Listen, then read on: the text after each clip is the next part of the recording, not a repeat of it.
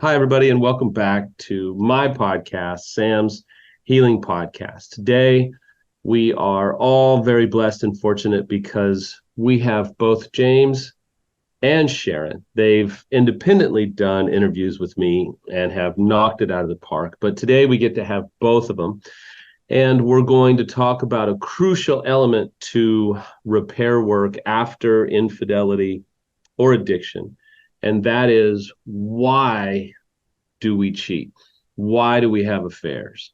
And so before we go any further, James, Sharon, I'm so glad that y'all are here. Tell everybody, give them a quick little reminder about who you are, what you do, and obviously a little bit about your intensives, because you put on some of the finest intensives in the country. Well, thank you, Sam. So our website, let's just get that out of the way, is hopeforus.com. And we named it that because we had hope for us as a couple, and we wanted to share that hope with other people. And so we use everything that is inside of us to help other people. I'm going to say the things that go after my name. So I'm Sharon. I'm a licensed clinical social worker. I am a certified clinical partner specialist, and we'll just put APSATs in parentheses after that. A certified sand tray therapist, a certified clinical trauma professional, and I can supervise people in Florida. I'm also a daughter, a sister, a mother, and a friend, as well as being a therapist. So awesome. That is a great mix. And a James, wife. your turn. And a wife. I would hate to go after that, but James, go ahead and do your best. So I have a little more spaghetti after the name. So I can manage, but I don't know that I can do it quite like you. So I'm James and here. I'm a licensed mental health counselor in the state of Florida. Certified clinical partner specialist through APSATs. I'm a supervisor for them. I'm also a certified sex addiction therapist through ITAP. I'm also a supervisor for them. And I'm a certified clinical trauma professional. EMDR trained at level 2, is specifically using deter protocol and the felt sense protocol, deter being for triggers and urges. And also a Florida qualified supervisor, though only for mental health counselor interns versus everybody, because Sharon as an LCSW can supervise everybody. So you know what we forgot to say is that we're professional coaches as well, because folks don't just come to us from Florida, but they come to us from all over the world to do our intensives. And we are that place that when therapists get stuck, they call us and they say, hey, this is happening with this couple that I'm working with, or this gentleman that I'm working with, or this woman that I'm working with. And can you all help? And so we discuss with the therapist what they want, what their goals are for the clients. And then we meet with the clients to see if we're a good fit in order to do it. Most of our intensives range from 5 to 8 days, and that's a lot given sort of a comparison to other people, but we don't know how to do shallow sort of curriculum-based intensives. We meet people where they are and we follow them where they need to go. And we practice new tools, new paradigms every day, so that when they leave, not only do they have a new information in their heads, a new understanding of the life that they've lived versus the life that they want to live, but we also have practiced them living it during those intensives. And can I just tell you how successful, let me toot my own horn here, for me and James, we are so successful in helping people change their lives. And we just love what we do. So we also Awesome. have a companioning program, which is the aftercare. And that really is us being with people or communicating and going back and forth every single day. Morning, and that really, morning and night. yeah, that really Yeah. helps them continue in the work that they've been doing and really establish it. So it changes, the brain changes significantly in 28 days. And that really is amazing. We're really the only people doing that companioning work at this point. So It That's makes good. it special. we are special. Mama When says so too. Well, and when I have people that I feel like they need an intensive, I send them to you guys. I have lots of clients who I tell them, go watch Sharon's interview, go watch James's interview, which actually will come out very soon, for an idea from an expert perspective on how do you deal with this. So today we're talking about a question that so many, both betrayeds and unfaithful, get hung up on. Why did my partner cheat? I was this, I was this. We had a great marriage. We had a great life. How could he or she throw away our lives for this person, for this addiction? There's lots of answers. In 20 or some odd minutes today, we're going to give it our best shot. But I know that you have this question come your way all the time too. So speak to it. How do you help those who are in distress, who are trying to understand why their partner or even themselves would possibly throw it all away for an affair? So in the 11 years that we have specialized in these intensives, we've really looked for similarities. What are the common patterns that happen with these men, and how can we quantify it so that we can help them? I got to say one thing. Because people get super sensitive. It's not just men, it's women as well. You're right. So if you're watching or listening, before you hit that comment and send it to me, listen, sometimes women are cheating more than men in some circles. Yes. It is both men and women. I just want to save us both some hate mail that might come our way. Thank you, Sam. So I'm going to say that James and I specialize in him being the actor and her being the partner. Awesome. We feel like that other dynamics deserve specialists as well. And so when we speak, we are speaking of that particular dynamic. Gotcha. So we can boil it down to sort of one sentence. Men who act out sexually, men who choose external validation over internal validation and what's happening in their own family life, their own marriage. They do that because it is a trauma response to emotional neglect in their childhood. It's so uncanny because there are certain intensives that you'll go to, men or women who've been doing this like you for decades will say the same thing. They will stand up in front of multitudes of people and say, guys, most of what you're dealing with is due to childhood neglect or unmet childhood needs. But a lot of the betrayeds go, come on, here we go again. We're going to blame the childhood. We're going to blame this.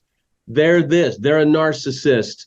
They're a sex addict. Like labels come flying just out of the holster, right? Right. So how do you help someone who's kind of like, come on, guys, I feel like that's not the issue. They're just selfish or this or that. Like, how do you handle that?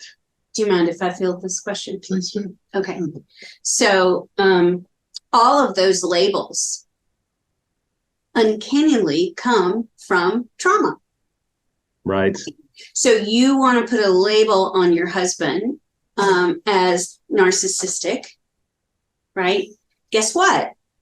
That is in the cluster B category of personality disorders, or you can have the symptomology. And if you want to hear more about that, then watch our interview on narcissism that came out last year, but all of it is born out of trauma.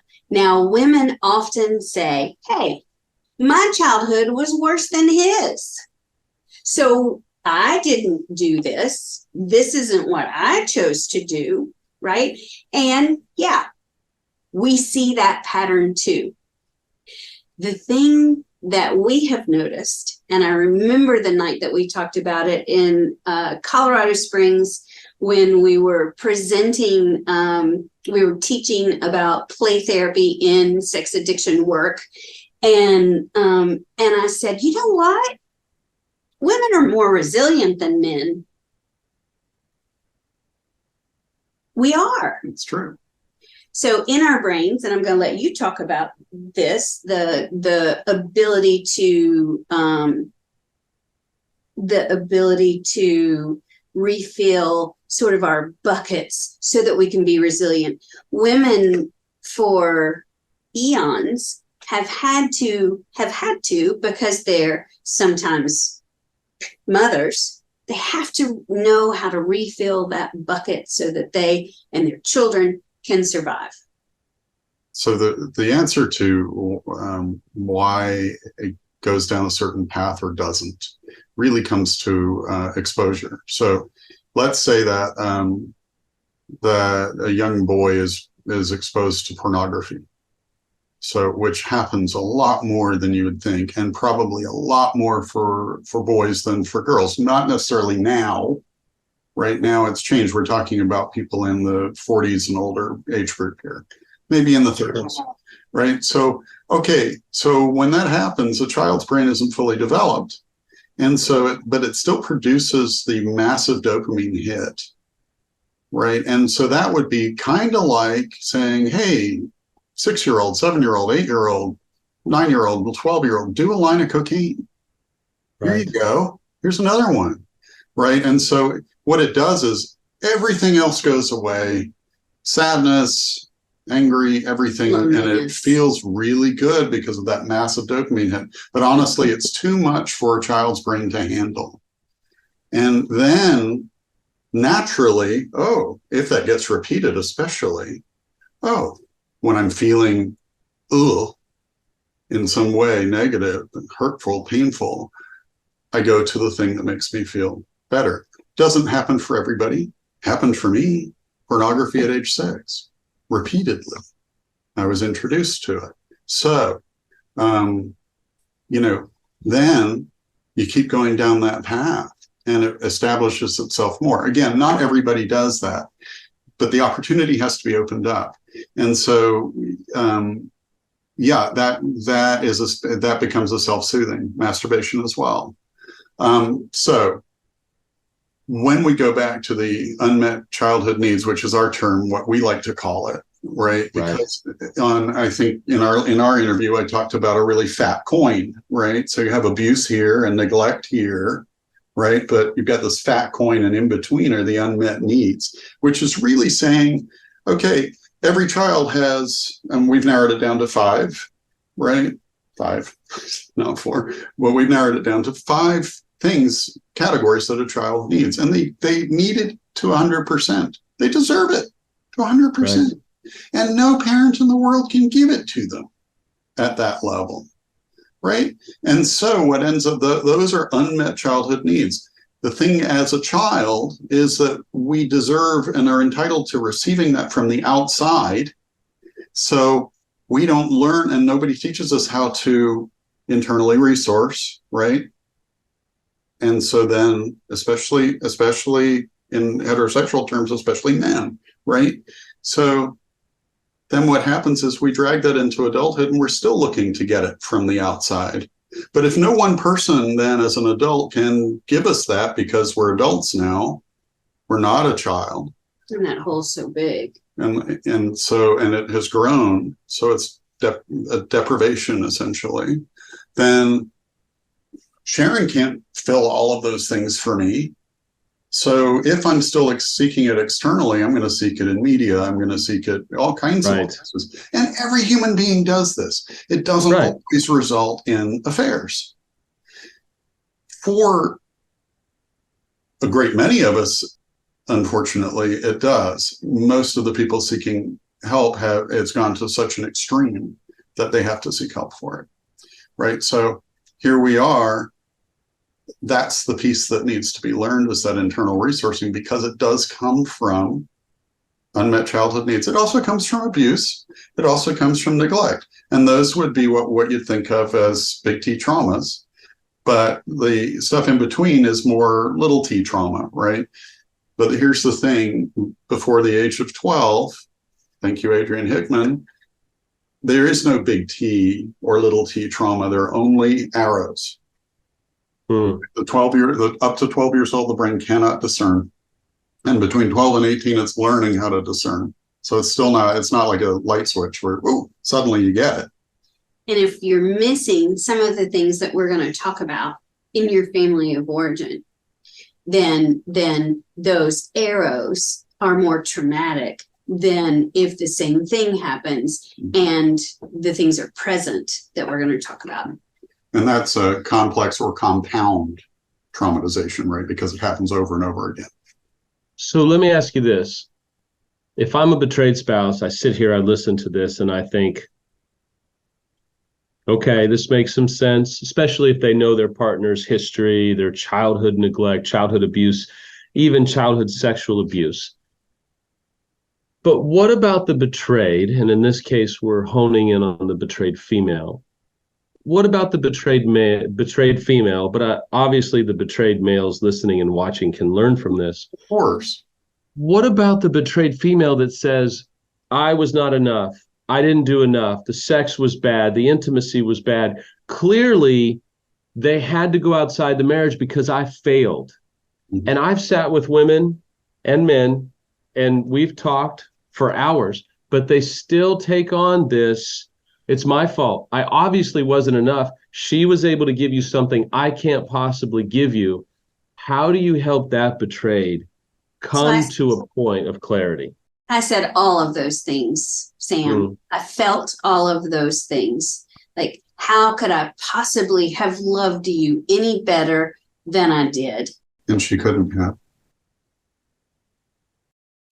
It wasn't about me. And when we say this to partners, they go, well, it sure is about me, right? I'm the one left with this crumbling life. Like, my world has been blown up. And yes, it affects you, but you didn't cause it, right? You could have been the best at all of those things. And it would not have been enough, because the little people, the little traumatized folks inside of our husbands only can look at it from a childhood perspective of, I am entitled to get these needs met. And as a child, they were entitled. Absolutely. In the good sense of the word. Right. But as an adult, as that gets dragged in, it becomes the ugly sense of the word. And I also want to say something to clarify something. Just because there are really good reasons for somebody to have turned out that way and had affairs does not excuse it. Doesn't excuse the behaviors, and it mostly, especially when it's understood, then it's incumbent upon the person who has engaged in the affairs to make those changes, because now they see it, now they know it. There's no excuse for not growing oneself up to that level. Well, yes, when they get the right help. And that's why I love you guys, because I've met some people who their clinical care is out of books. It sounds good. It sounds awesome, but they ain't been where you guys have been and where I have been. And when you talk to people who've lived through it, because Sharon, when you said that, I said all those things, it just resonates. Like, Sharon has been there. How did you, and James, you can speak to this too, but for you, Sharon, when was there a moment when you kind of had this big breakthrough and you were like, wait a minute. I was not a bad wife. I was not inept. I was not insufficient. what happened that made you go, now listen, we know each other off camera and on camera. We're being really sweet right now. But what was the moment off camera where you were like, damn it, this is not my fault? So, you know how in seeking health, we think we learned something, and then, oh my gosh, here it is again and again and again and again. So it wasn't just one moment.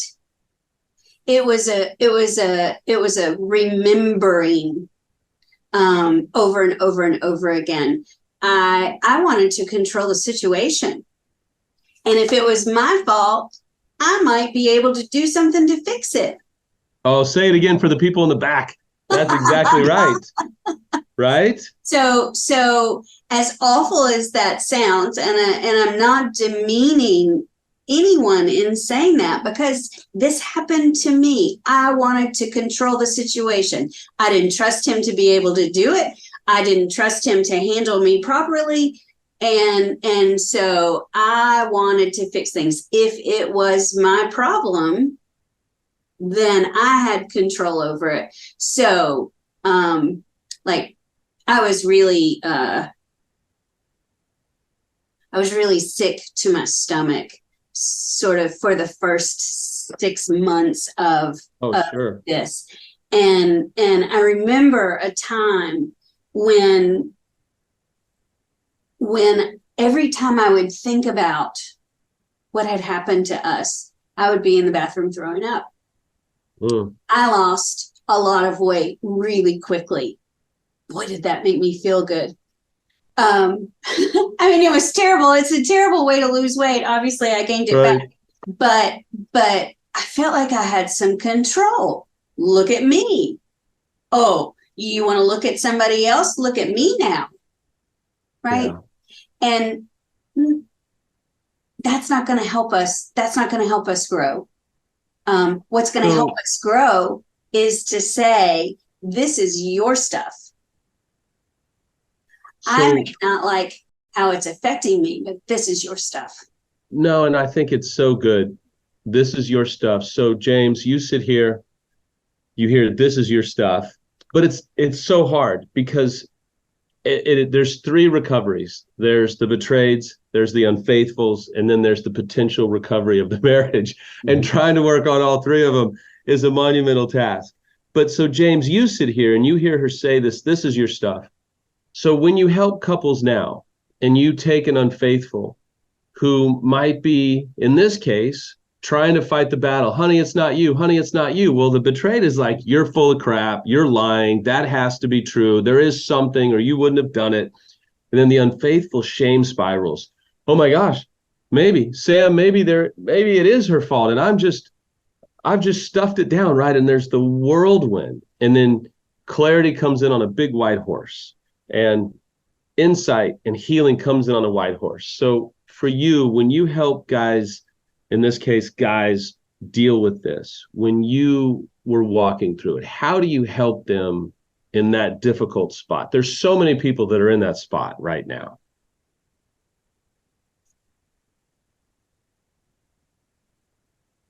But yes, get out of your own way. I might put it a little differently.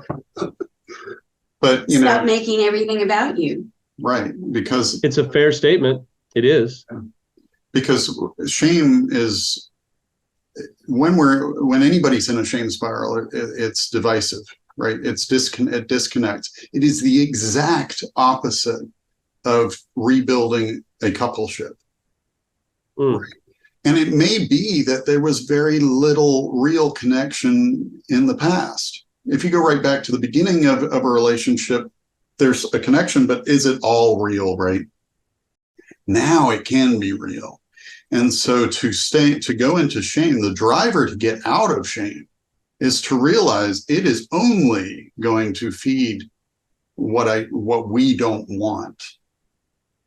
Right. And so there's no room for coupleship and shame. Right. And so, it's really, really important to develop empathy. It isn't just, you didn't have anything to do with this. This isn't your fault. all of that is absolutely true and needs to be said. But if it just comes down to, I'm such a piece of garbage, Oh God, yes. you are perfect. That is, what does that do? It does this. It does Just this. It's just Oh, marinate and I the truth so over me. wanted him to be there. I wanted him to say Right. I was 100% right, and he was 100% wrong. I really wanted that. well, you kind But of just Well, I was, she was, but I wanted you to stay there, which Right. which didn't do anything to build ourselves back together. because James, I was making fun of you marinating me like a good steak with this. I'm just so terrible and I'm such an awful person.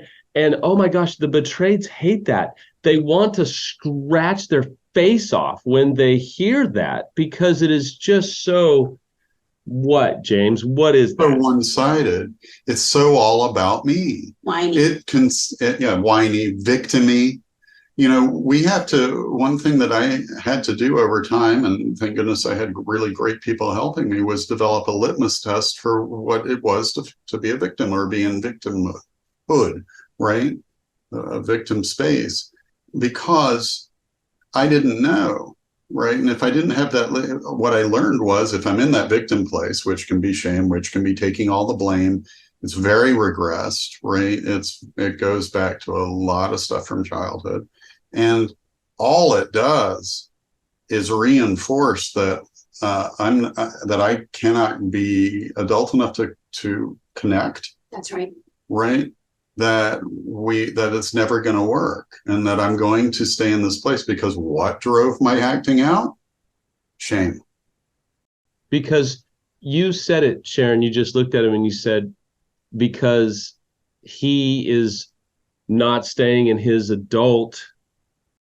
How does that make I know the answer, but how does the betrayed feel when the unfaithful's just in that shame, in that non-adult childhood pity, victim-y feel? I would go from 0 to 1,000. And the thing that I did best, which was the worst thing that I did, was I would mock him. Ooh. And I am not proud of that. But, hey, I'm a human. I knew better. But Sure. boy, did he make me so hot that I would mock him when he was like that. And the reason why was I was trying to protect myself from that thought that if you cannot be an adult in this moment, can you ever be someone that I can partner with, collaborate with, coordinate with, and create a life with? Because I don't want to be married to someone who is so emotionally immature that they can't see the truth. So there's a big difference between being accountable to my actions, to doing something about them, to digging deep and finding out what drove those, what caused them, which is a deep work. It's the behavioral curve is very quick and not easy. Simple, but not easy, and quick, right? Changing the acting out behaviors. But the relational stuff that's relational. You've learned relationships since you were a little wee one, right? And so you got a lot of really bad messages and developed in certain ways that made it so that, okay, we can't really relate. So it really is about taking accountability for that, which is not the same thing as taking all the blame. Taking all, and I'm not saying that we aren't to blame, but to go, I'm to blame for everything in our lives, period, it really is a shame place. And it's a victim place saying, please pity me, Right. Okay, you're mad at me, now pity me. It's not Because what the last thing the betrayed wants to have to do is to pity the unfaithful, because the unfaithful is being such a man baby that they won't grow themselves up in the moment and face the music, face the consequences, take ownership and do work. So from a brain standpoint, oxytocin is the hormone that's responsible for connection, for love, for trust, right? And so in a sense, you can, as a little mini scientist, say, how can I build my wife's oxytocin levels back up, because guess what? She has extended trust constantly, and that her oxytocin levels are so emptied out. It's almost a dry tank. So to then say, pity me, she doesn't have it anymore. She doesn't have the capacity for that, and nor should she. So what can we do? We can actually, yes, we take responsibility and accountability for what we've done. The responsible thing is to work on it and show that work, and the time, and it takes time. And it may seem that, Sharon was impatient, and that's okay. It's okay, and I still have to keep doing the work. You just said it. Yeah. You just said it. It's not a but, it's an and. Yeah, you feel like a piece of crap. You hate yourself. Some even get suicidal. Some of them have suicidal ideation, but some of them are genuinely suicidal and even attempt it. And your whole life has been rocked, and everything that you worked so hard to build is in jeopardy because of your choices. And now the most manly thing that you can do is show up and do the work. Yes, it's so awful. And guess what? You got to do work. Now, Sharon, I'm going to ask you this. But isn't it the same for the betrayed? This is awful. This is shameful. This is terrible. My whole world has been rocked. There is no but. It's and I have to heal. And this is where we get into, we're winding down, but this is where we get into the family of origin work, right? And being able to go deeper. Right. So instead of answering your question, I love that you're in charge today. I'm going to say that we need to talk about unconditional love, because every child deserves unconditional love. And what unconditional love is I love you no matter what. I love you and I don't love your behavior, right? That message says, you know what? We're human, and humans make mistakes. We are perfectly imperfect children. We can even go so far as to say in Christianity, God sees us as perfectly imperfect children. That's why we get to be sinners and not collapse into shame, right? Because he forgives us over and over and over again. But when you have parents, when you grow up in a family of origin where they didn't have a clue about unconditional love, then that's passed on. This is generational trauma, right? And so the suicidality for these guys comes out of, I've made such a terrible, terrible mistake that I can never heal. Right. The number one cause of death amongst sex addicts, and so this hasn't been studied for obsessive, compulsive, et cetera, or compulsive sexual behavior, is suicide. It's the number one cause of death. It's not a terminal sexually transmitted disease. It's not being killed in a back alley somewhere. Or in the bedroom. It's tragic. That's what it is. So it is tragic, and that shows the depth of shame. And it's not just about the behaviors that have been happening, in the 10, 20 years, whatever it's been, but it does stem from childhood. It stems from the shame that you feel because your parents don't love you the way that you need to be loved. And they didn't know any better. It's not a blame thing. They didn't know any better either. Everything was based on behavior. We didn't and understand performance. It. That's and right. Performance. That's I'll right. never forget when my affair came out. I absolutely thought about suicide. I called the suicide prevention hotline. I reached across the desk and saw a picture of my two kids, and that was the only thing that gave me hope to keep living. And I'll never forget, my best friend at the time, and the only person that stayed in my life, said to me, even if you lose your marriage, do you want those kids to grow up without their dad? even now, like it shakes me to the core, because what you guys just said is so beautiful, because it takes me back that I had received the message that love came through performance and being good on the baseball field, shutting my mouth, being obedient, Sam, to my mom. Keeping the secrets. It Right. I, Silence. it runs so deep. It runs so deep. So can I just throw in something? Sure. You guys aren't the only ones who feel suicidal during this process. I had a moment where my children saved me too. It's a beautiful picture of something to live for, because Sharon, you and I are both feeling the emotion because it's such a tangible hurt.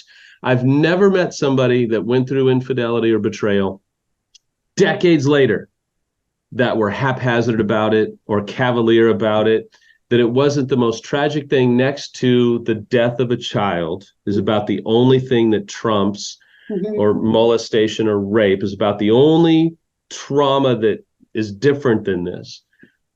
But it strikes us at the core of who we are, because it reminds us, I think, in many ways, of where we were and where we are now, in the tragedy of betrayal. Yeah. And so as we kind of start to wind down and finish, so Sharon and James, I want to do one thing. I didn't tell you this, but for the betrayeds that are listening, Sharon, who are trying to just pick themselves up off the floor. Mm-hmm. And then James, for the unfaithful, that's like, I'm just a piece of crap. There's no hope for me. Take a minute or two and speak to them. Give them the courage to get up off the floor and be who they have the opportunity to be. So lots of times we take on the shame of what our husbands have done. And I think that is one of the most devastating things that we can do. And it sort of happens automatically because women are supposed to be sort of the cruise director of families, right? It is an imperative for us to hold our families together. And then we're feeling this shame that we didn't do it perfectly, that we couldn't prevail above it.